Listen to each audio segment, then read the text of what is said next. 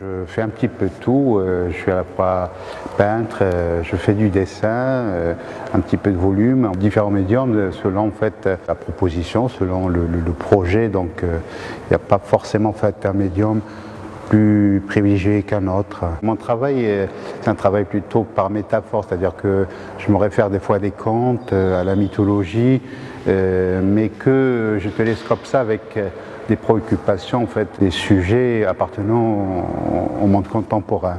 Mais l'axe de recherche ou la source, si vous voulez, les références, elles sont multiples.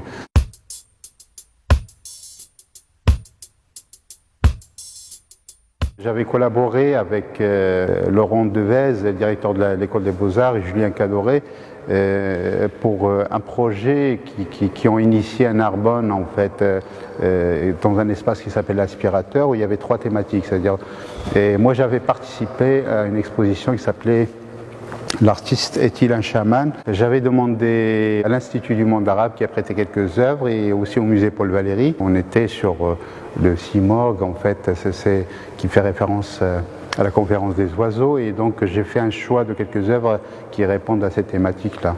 Ça peut être la mythologie, ça peut être, dans le cas présent par exemple, référence plutôt, entre parenthèses, à la mystique, parce que j'ai élaboré tout un travail en partant de l'œuvre La conférence des oiseaux, écrit par le fameux Attard, sous forme d'un conte philosophique.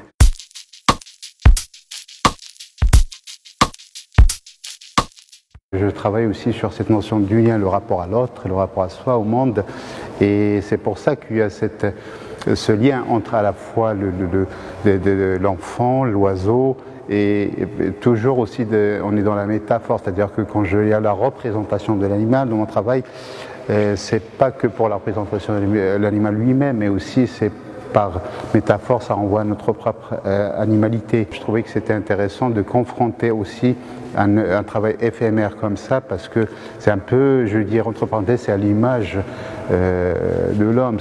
On est entre l'éphémère et le pérenne. Et à la fois cette confrontation d'une œuvre pérenne et une œuvre éphémère.